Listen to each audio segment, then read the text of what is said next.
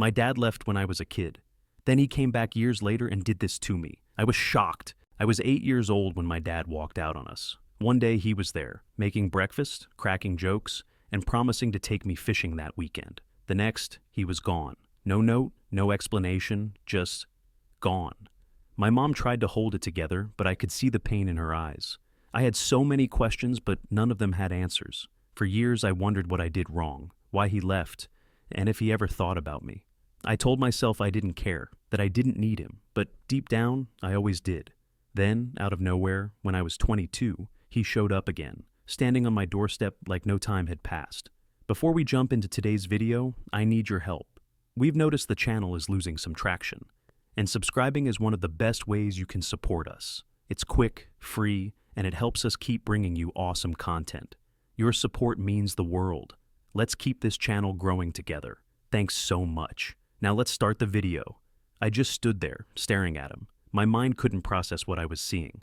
He looked older, a little more gray in his hair, a few more lines on his face. But those same eyes, the ones I had seen in the mirror my whole life. He opened his mouth like he was about to say something, then closed it again. I could feel my heart pounding in my chest. This was the man who had disappeared when I was 8. The man who left me wondering for 14 years if I wasn't good enough. And now, he was just standing here, acting like this was normal. I wanted to slam the door in his face, tell him to go to hell. But I didn't. I just stood there, frozen. "Hey kid," he finally said, his voice rough like he hadn't used it in a while. Kid. I wasn't a kid anymore. He missed that part. He missed all of it. I crossed my arms, my voice coming out colder than I expected. "What do you want?" He sighed, rubbing the back of his neck. "I know I don't have the right to ask for anything, but can we talk?" Talk? Now? After all these years? A million things ran through my head. Every birthday he missed. Every time I looked out into the crowd at my soccer games, hoping to see him. Every time I saw another kid with their dad and pretended it didn't bother me. My mom spent years picking up the pieces after he left.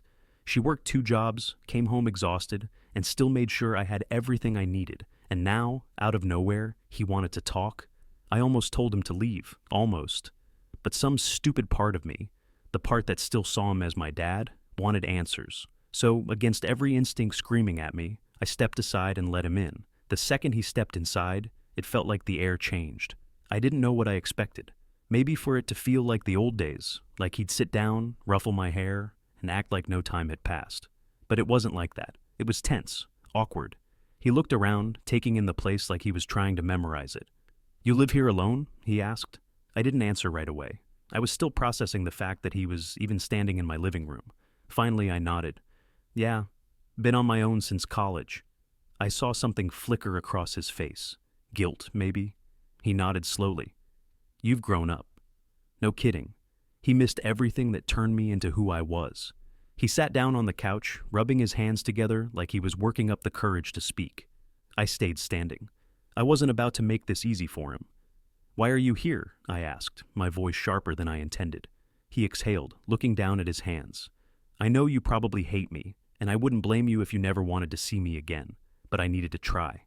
"Try what?" I shot back. "You had 14 years to try." He flinched. Good. Let him feel a fraction of what I had felt all these years. He leaned forward, elbows on his knees. "I messed up. I know that. I was young, scared, selfish. I thought leaving would make things easier, that you and your mom would be better off without me." I laughed, but there was no humor in it. "Easier? You think it was easier growing up wondering why my own father didn't want me?" He looked up, and for the first time, I saw something real in his expression. Regret. "I thought about you every day." That made me snap. "Yeah? Funny, because I never got a single call. No letters, nothing. If you thought about me so much, why didn't you ever check in?" He looked like he wanted to argue, but he didn't. He just nodded. "You're right, I have no excuse." There was a long silence. I could feel the anger boiling inside me, but underneath it, there was something else. Something I hated to admit. A part of me wanted to believe him. A part of me wanted to know if he meant it. Finally, I let out a breath and sat down across from him. "So, what now? You just show up and expect me to forgive you?" He shook his head. I don't expect anything. I wanted to see you.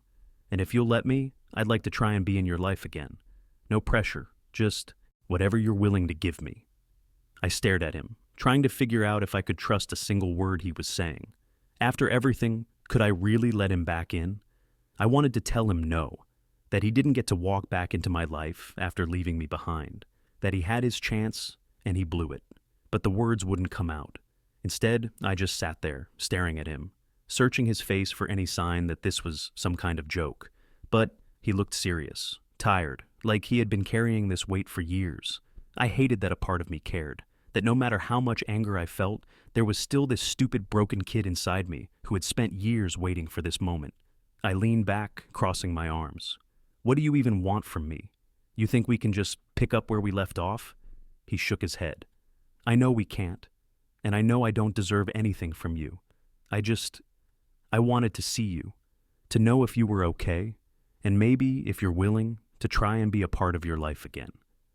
Even if it's just a little. I scoffed, shaking my head. You don't get it. You weren't there. You didn't see what it was like for me and Mom after you left. She worked herself half to death to make sure I had everything I needed. I spent years pretending I didn't care that you were gone, and now you want to come back like none of that happened. He swallowed hard, and for a second I thought I saw tears in his eyes. I don't want to erase the past. I just want to make up for it if you'll let me. I ran a hand down my face, frustrated. How do I even know you're serious? What if this is just another disappearing act? I'm not a kid anymore. I'm not going to sit around waiting for you to show up. He nodded slowly. I get that. And you don't have to trust me right away. I know I have to earn that. If you don't want me here, just say the word and I'll leave. No pressure, no expectations. That was the worst part. He was putting the decision in my hands. It would have been easier if he demanded something, if he tried to guilt trip me. But this was harder, because now, if I shut him out, I'd have to live with that choice. I let out a slow breath. I don't know what you expect from me. He gave a sad smile. Nothing. Just a chance. I stared at him for a long moment, my chest tight with emotions I didn't know how to process. I had spent my whole life hating this man, but now that he was here, I didn't know what to do with it. I don't know if I can forgive you, I admitted finally. His expression didn't change. That's okay. I'll take whatever you're willing to give. I should have told him to leave. I should have ended it there.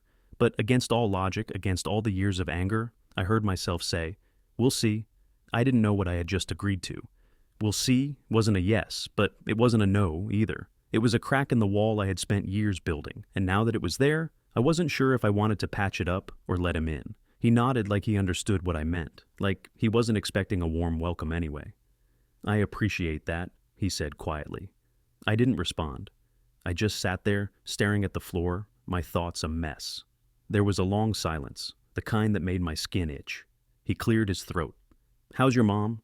The question caught me off guard. It had been so long since I thought of them in the same sentence. My mom had never talked about him after he left, not once. She never badmouthed him, never gave me any dramatic speeches about how he had wronged us. She just erased him. She's good, I said finally.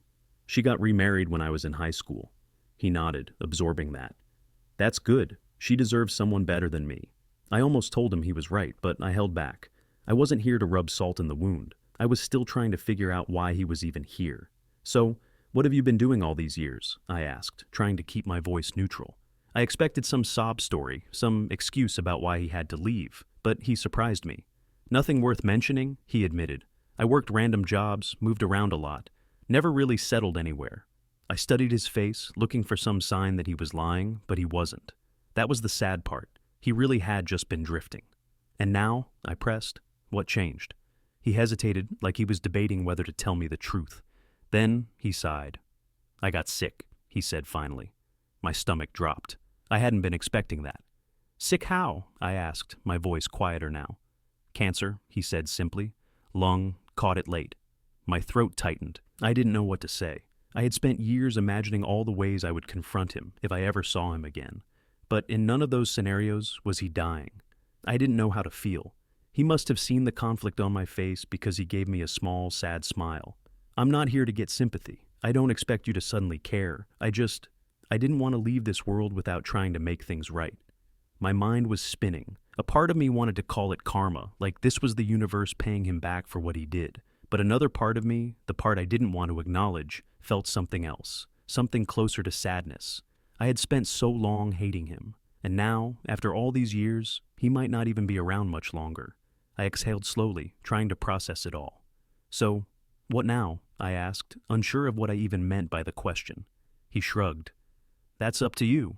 The weight of his words settled over me like a thick fog. This man, the one I had spent my whole life resenting, the one I had rehearsed speeches for in my head about how much he had hurt me, he was dying. And now, somehow, the decision of what came next was in my hands. I hated it. I hated that he had the power to make me feel anything at all. I could have told him to leave, could have told him that his sickness didn't change anything, that he had made his choice years ago, and now he had to live with it. But the problem was, he wouldn't be living with it much longer.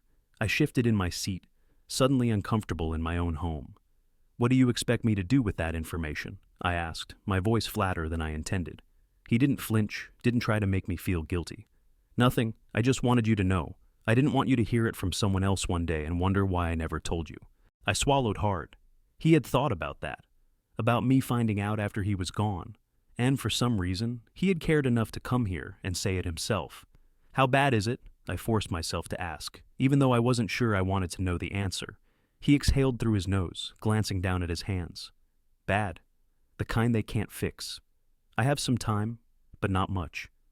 The room felt smaller all of a sudden, like the walls were closing in. And you came here because I didn't want to go without at least trying to make things right, he said. I know I can't fix the past. I can't make up for what I did. But if there's even the smallest chance that I can leave you with something better than just anger, I had to take it. I stared at him, trying to find some hidden agenda in his words, but I couldn't. He wasn't here to beg. He wasn't here to manipulate me into feeling bad for him. He just wanted a chance. And the worst part? I didn't know if I wanted to give it to him. I ran a hand down my face, sighing. This is a lot, I admitted.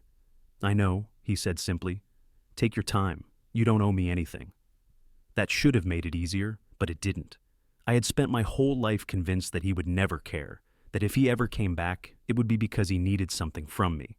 But this wasn't the story I had built in my head, and I didn't know what to do with it. The silence stretched between us, thick and heavy. Finally, I forced myself to speak. I don't know what you want from me, I said honestly. He looked at me, his expression unreadable. I don't want anything. I just wanted to see you, and if you ever want to see me again, I'd like that. But it's your call. He stood up, like he knew I needed space, like he wasn't going to push me into making a decision I wasn't ready for. I watched as he walked to the door, pausing with his hand on the knob. No pressure, just think about it. And then he was gone. I sat there for a long time after he left, staring at the spot where he had been. And for the first time in my life, I didn't know how to feel about my father. The next few days were a blur. I went about my usual routine, went to work, came home, scrolled mindlessly through my phone, but my mind kept drifting back to him, to the way he had looked at me, not with expectation, not with entitlement, but with something that almost resembled regret. I had spent so long believing that if he ever came back, it would be for selfish reasons, that he'd try to weasel his way into my life because he needed something. But now that he had shown up, now that he had left the choice completely up to me, I found myself feeling something I never expected. Uncertainty. I wanted to be angry. I wanted to hold on to the resentment that had been my armor for so many years. But now there was a crack in that armor, and I didn't know how to fix it. I thought about my mom, about everything she had done for me, about how she had never once tried to sway my opinion of him. And I realized that she had let me decide how I felt about him, the same way he was doing now. That scared me, because I wasn't sure if I was ready to make that decision. A week passed before I finally caved. I told myself I was just curious, that I just wanted to know more, how bad things really were, if he was telling the truth, if this was some kind of ploy. So I called the number he had left on that crumpled piece of paper. It rang twice before he picked up. Hey, he said, his voice quieter than I remembered. I wasn't sure if I'd hear from you. I didn't know what to say, so I just got to the point. Are you free? The silence stretched for a second, and then he chuckled softly. Yeah, I'm free. We met at a diner a few blocks from my place, the kind with ripped leather booths and faded menus that hadn't been updated in years. He looked even thinner in the daylight, his skin a little sallow, his hair thinner than I remembered, but his eyes, the same ones I had inherited, still had that quiet, unreadable intensity. We sat across from each other, neither of us knowing how to start. The waitress came and went, filling our cups with coffee, giving us space. Finally, I broke the silence. "Tell me the truth. How much time do you have?" He let out a breath, stirring his coffee even though he hadn't added anything to it. "Months, maybe. Depends on how bad it gets." Something twisted in my chest, but I forced myself to keep my expression neutral. "And you really have no one else?" "No one that matters," he admitted. "I burned a lot of bridges. I don't blame them for leaving me behind." I nodded slowly, absorbing that. He wasn't asking me for anything, wasn't trying to guilt-trip me into feeling sorry for him. He was just stating facts, and somehow, that made it harder. I exhaled through my nose, staring down at my coffee. "I don't know what you want me to say." He gave me a small, tired smile. "You don't have to say anything. I'm just glad you came." And just like that, the resentment I had been holding on to for years loosened, just a little. I didn't know what this was or where it was going, but for the first time in my life, I was willing to find out. The days that followed weren't some dramatic movie montage of a father and son reconnecting. There was no sudden flood of lost memories, no easy resolution. But there was something small, something hesitant, but something real. I started meeting up with him once a week, sometimes at the diner, sometimes at the park. We didn't talk about the past much. Instead, we talked about simple things: books, music, places he had been, things I had planned for the future. At first, I kept my distance emotionally. I told myself I was just observing, that I wasn't getting attached. But then, there were moments, little moments, that cracked through the walls I had built. The way he listened when I spoke, like every word mattered. The way he never pushed, never asked for more than I was willing to give. The way he accepted the time I offered without complaint, even as his health started to decline. And then one night, I got the call. It was a nurse from the hospital. He had been admitted the day before, but hadn't wanted to tell me. Typical. Stubborn until the end. I went anyway. I told myself it was out of obligation, that I just wanted to make sure he wasn't alone. But when I saw him in that hospital bed, looking smaller than I had ever seen him, something inside me cracked. He looked up when I walked in, a weak smile tugging at his lips. "Didn't think you'd come." I sat down beside him, exhaling. "Yeah, well, I'm full of surprises." We sat in silence for a moment before he spoke again. "I know I don't deserve this. You being here." I swallowed, my throat tight. "Maybe not, but that doesn't mean you have to be alone." For the first time since he came back into my life, I saw something break in his expression. Gratitude, maybe even love. He nodded, his eyes glassy. "Thank you." I didn't know what I was thanking him for trying, for not pushing, for being honest when he could have lied. I wasn't sure, but I knew that in this moment, despite everything, I was glad I had come. He passed a few days later, and it hurt, more than I expected. Because for all those years, I thought I wouldn't care, that when the time came, I'd feel nothing. But I did. Because despite everything, he was still my father. At the funeral, there weren't many people, just me, a few nurses, a couple of people from his past who had come to pay respects. It wasn't a grand send-off, but it was real. And as I stood there, looking at the man who had been a stranger for most of my life, I realized something. I wasn't leaving this moment with hate. I wasn't leaving it with anger. I was leaving it with something better, closure. Maybe that's what he really came back for. Not to make amends in some grand, sweeping way, but just to give me the chance to decide how I wanted to feel about him in the end.